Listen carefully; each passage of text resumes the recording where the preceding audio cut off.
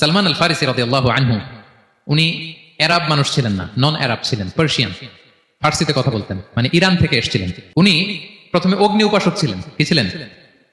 অর্থাৎ ওই যে জরাথুষ্ট যারা আগুন দেখলে এরা পূজা করে, আগুনের পূজা যারা করে, জরাস্ট্রানিয়ান, এই ধর্মে বিশ্বাসী ছিলেন। আগুনের পূজা করতেন ইরানে। তিনিও আগুনের পূজা করে, তার বাবাও আগুনের পূজা করে। তো একদিন বাবা একটা কাজে পাঠিয়েছে, ওই কাজ করতে যেয়ে সে খ্রিস্টানদের গির্জা ক্রস করতেছিল। ছোট মানুষ গির্জা ক্রস করতে যেয়ে দেখে খ্রিস্টানরা কেমন যেন আলাদা ইবাদত করে, নামাজ পড়ে। এটা দেখে খুব ভালো লাগছে, তার খুব ভালো লাগছে। বাড়িতে এসে বাবারে বলে, বাবা আমি দেখলাম যে খ্রিস্টানরা তাদের চার্চে গির্জায় নামাজ পড়ে, এটা তো অনেক সুন্দর, আমরা যে আগুনের সামনে যা করি এটার চেয়ে ওইটা সুন্দর। বাবা বলে, খাইছে ছেলে তো আমার শেষ হয়ে যাবে। তো বলতেছে, না না বাবা, আমরা যে আগুনের উপাসনা করি এটাই ভালো। উনি বলেন, না, আমি অনেক চিন্তা করেছি, ওরা যেভাবে গডের কাছে চায় ওইটা শ্রেষ্ঠ। বাবার সাথে ছেলের সালমানের অনেক তর্ক বিতর্ক। পরে বাবা ভাবলেন, যদি ওকে না আটকাই তাহলে প্রভাবিত হয়ে সে খ্রিস্টান হয়ে যেতে পারে। তো ঝগড়া তর্ক বিতর্ক শেষে তার পিতা তাকে শেকলবন্দি করলো। কি করলো? পায়ে শেকল লাগায় রাখছে। কিন্তু ছেলে তো মনে মনে খ্রিস্ট ধর্মের প্রতি আকৃষ্ট হয়ে গেছে। তো ওই খ্রিস্টানরা তার সাথে লুকিয়ে যোগাযোগ করতো।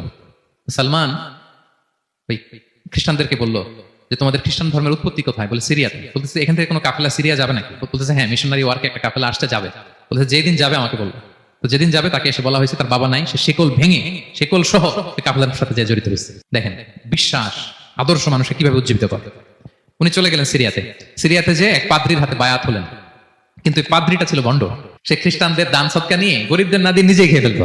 তো বেচারা পড়লো বিপদে, যে হায় রে, এত সুন্দর ধর্ম রে কারাপ্টেড করতেছে সে।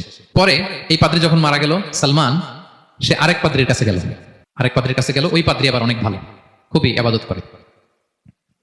তো ওই পাদ্রি কিছুদিন থাকার পরে ওই পাদ্রিও মারা গেল। ওই মারা যাওয়ার আগে সে জিজ্ঞেস করতেছিল যে, পাদ্রি, এই বর্তমান পৃথিবীতে সবচেয়ে ভালো খ্রিস্টান পাদ্রি কে? বলতেছে, আর কেউ নাই। যদি ভালো খ্রিস্টান পাদ্রি তোমাকে পেতে হয়, জানতে হয়, তোমাকে ইরাকের মোসেল শহরে যেতে হবে। এবার মোসেলে যে সে আরেক খ্রিস্টান পাদ্রির কাছে থাকলো। কিছুদিন পরে ওই পাদ্রিও মারা গেল। মৃত্যুর আগে তাকে জিজ্ঞেস করছিল যে, পাদ্রি আপনি বলেন তো, আপনার পরে শ্রেষ্ঠ পাদ্রি কে আছে পৃথিবীতে? সে বলতেছে, আমার পরে শ্রেষ্ঠ কোনো পাদ্রি আর পৃথিবীতে নাই, খ্রিস্টান ধর্ম শেষ হয়ে গিয়েছে, নাই। তবে জেনে রেখো, শেষ জামানার নবী আসার সময় ঘনিয়ে এসছে। তিনি যে এলাকায় আসবে, এলাকাটা চারদিকে পাহাড় বেষ্টিত থাকবে, চারদিকে থাকবে পাহাড়, খেজুরের বাগান, মরুদ্যান।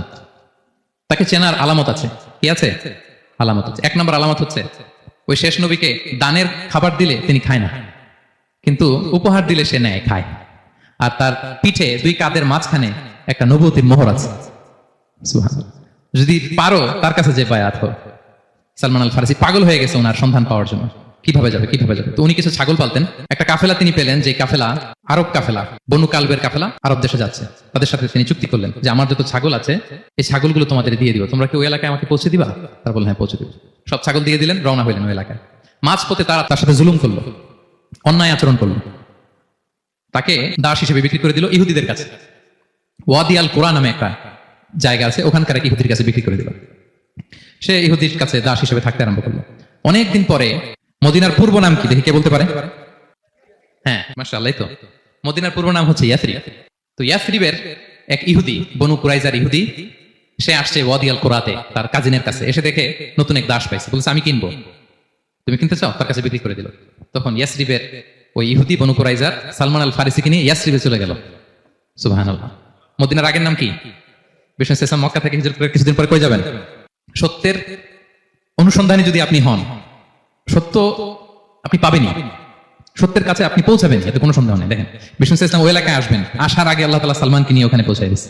তিনি ওখানে থাকলেন, দীর্ঘদিন থাকলেন, খেজুর বাগানে তিনি কাজ করেন আর অপেক্ষা করেন যে কবে বিষ্ণু ইসলাম আসবেন। একদিন তিনি খেজুর গাছের উপরে কাজ করতেছেন, হঠাৎ ইহুদিরা বলা বলি করতেছে, আজকে ওই মক্কা থেকে কোন এক লোক নাকি আসছে কোবাপল্লীতে, সবাই বলে সে নাকি নবী, সবাই বলে সে নাকি।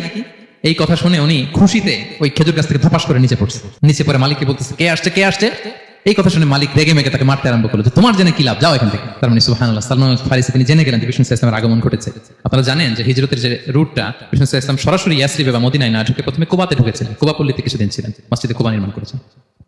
তো তিনি তো সত্যের সন্ধানী হয়ে পাগল, আল্লাহর কাছে সবসময় দোয়া করতেন, আল্লাহ সেই আখির জামানার নবীর সন্ধান যেন আমি পাই।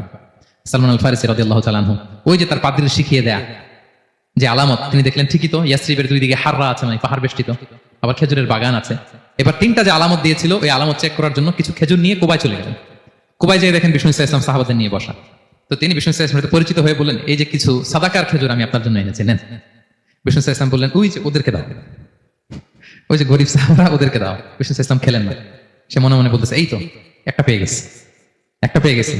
উনি কিন্তু খায় নাই, ধরেও নাই, বলতেছে যে ওদেরকে দাও। দিল, সাহাবারা খেল। এরপর বিষ্ণু ইসলাম তোবা থেকে মদিনায় চলে গেলেন। তখন মদিনার নাম হয়নি, ইয়াসরিবে গেলেন। এবার কিছুদিন পরে আরো কিছু খেজুর নিয়ে সালমান রাদিয়াল্লাহু তাআলা আনহু বিষ্ণু ইসলামের কাছে গেলেন। এবার যে বললেন, কিছু খেজুর আমি উপহার হিসেবে আপনার জন্য এনেছি, আপনি কি গ্রহণ করবেন? বিষ্ণু ইসলাম বললেন, অবশ্যই গ্রহণ করবো। বলেই তিনি একটা নিয়ে খেতে শুরু করলেন, খেলেন এবং বিতরণ করলেন। মহা খুশি, এই তো পেয়ে গেছি দুইটা সাদাকার খেজুর। বলেছি ধরেও নাই, খায় নাই। যখনই বললাম উপহার খেয়েছে। এবার বাকি রইল কয়টা? সেটা কি? নবুয়তের সিলমোহর, দ্য সিল অফ প্রফেসি। এটা তো দেখা এত সহজ না। যদি এদিকে থাকে, জামা পরে থাকলে দেখা যাবে? তো এটার জন্য প্রায় যায়, কিন্তু ব্যাটে বলে হয় না। ট্রাই করে কিন্তু দেখা যায় না। একদিন তিনি গেলেন এবং এটার জন্য তো পিছে পিছে থাকতে হবে, কি বলেন? কথা নেই বার্তা নেই, হুট করে পিছু পিছু ঘোরা যায় নাকি কারো? একদিন একটা উপলক্ষ তৈরি হলো। সেটা কি? বিষ্ণু ইসলাম, এক সাহাবী মারা গেলেন বাকি আল গারকাদে, মানে যেটাকে আমরা জান্নাতুল বাকি বলি, কবরস্থানে। ওই লাশ নিয়ে যাচ্ছে, সবার সাথে সাথে বিষ্ণু ইসলামও যাচ্ছে। তো এখন তো একটা সুযোগ, পিছনে পিছনে যাওয়া যায়, কি বলেন? এইবার সালমান এসে পিছু ছাড়ে না, নবীজির পিছনে পিছনে যায়। কিন্তু স্বাভাবিক যাওয়া না, একটা আছে সিম্পলি হাঁটা, এরকম না। একবার এদিকে যায়, একবার ওদিকে যায়, একবার এদিকে যায়। আর কোনো সাহাবারা মনে মনে ভাবে, ঘটনা কি, এরকম করে কেন লোকটা? কিন্তু বিষ্ণু ইসলাম তো জানেন কেন এরকম করতেছে, ঠিক কিনা বলেন? বিষ্ণু ইসলাম সেদিন দুইটা চাদর পরেছিলেন, একটা নিচে আর একটা উপরে। নিচে লুঙ্গি আর একটা চাদরটা দিয়ে গা ঢেকেছিলেন। বিষ্ণু ইসলাম ইচ্ছে করে পিঠের চাদরটা একটু নিচের দিকে নামালেন, যাতে করে সে যেটা খুঁজতেছে ওটা দেখে ফেলে। বিষ্ণু ইসলাম চাদরটাকে একটু করে নিচে নামালেন। নামানোর সাথে সাথে তিনি দেখলেন দ্য সিল অফ প্রফেসি, মাহরুন নবুয়া। দেখার সাথে সাথে সালমান আল ফারিসি চিৎকার দিয়ে বিষ্ণু নবীকে জড়িয়ে ধরলেন এবং ওই জায়গাটাতে দুই ঠোঁট দিয়ে চুমু খেলেন, কাঁদতে শুরু করলেন। বিষ্ণু ইসলাম বললেন, কেন কাঁদো তুমি? এতক্ষণ আমি আপনাদেরকে যা শোনালাম, সালমান পুরো ঘটনাটা বিষ্ণু ইসলামের কাছে বর্ণনা করলেন। বললেন, ইয়া রাসূলুল্লাহ, এই জন্য কাঁদি। আমি ছিলাম অগ্নি উপাসক, সত্যের সন্ধানে আমি খ্রিস্ট ধর্ম গ্রহণ করেছি। 3 খ্রিস্টান পাদ্রী শেষ করে সর্বশেষ যে ভালো পাদ্রীটা, উনি বলছে যে উনি মরার পরে আর কেউ ভালো পাদ্রী নাই, আখির জামার পয়গাম্বর আগমনের সময় এসেছে। পাহাড়ি এলাকা, চারদিকে খেজুর বাগান, এরকম জায়গায় উনি আসবে। আর 3টা সাইন বলেছে, উনি সাদাকা খায় না, উপহার নেয়, খায়, আর তার পিছনে থাকবে মাহরুন নবুয়া, নবুয়তের সিল। সুবহানাল্লাহ। বিষ্ণু ইসলাম খুশি হলেন, তাকে শাহাদা পড়ালেন এবং বললেন যে, তোমার এই দাসত্ব থেকে মুক্তির জন্য কি লাগবে? সে বলে যে, আমার চুক্তি হয়েছে 300 খেজুর গাছ লাগবে। কয়শো? বিষ্ণু ইসলাম বললেন, কে আছো তোমাদের ভাইকে সাহায্য করবা? কেউ 20টা, কেউ 30টা, কেউ 40টা। সব সাহাবারা ডোনেট করে 300 খেজুর দিয়ে দিলেন, খেজুরের গাছ হয়ে গেল। আর 40 গ্রাম স্বর্ণ, এটাও দিতে হবে। তো কোন এক যুদ্ধে বিষ্ণু ইসলাম একটা ছোট্ট স্বর্ণের টুকরে পেয়েছিলেন, বললেন, যাও এটা নিয়ে ওজন দাও, ওজন দিলে দেখবা হয়ে গেছে। ওইটা নিয়ে ওজন দেওয়া হলো, দেখা গেল মুহূর্তে একেবারে সমানে সমানে 40 গ্রাম হয়ে গেছে। সালমান আল ফারিসি রাদিয়াল্লাহু তাআলা আনহু তারপর থেকে মৃত্যুর আগ পর্যন্ত বিষ্ণু ইসলামের সাথে ছিলেন, সবগুলো যুদ্ধে অংশগ্রহণ করেছেন। এবং 5ম হিজরিতে ওই যে পরীক্ষা খননের কথা আমরা জানি না, দ্য ব্যাটল অফ ট্রেঞ্চ, এই বুদ্ধিটা আসছিল সালমান রাদিয়াল্লাহু তাআলা আনহুর মাথা থেকে। এটা হচ্ছে ওনার ব্রেন চাইল্ড। কারণ আরব দেশে এরকম পরীক্ষা খনন করার ট্রেডিশনই ছিল না।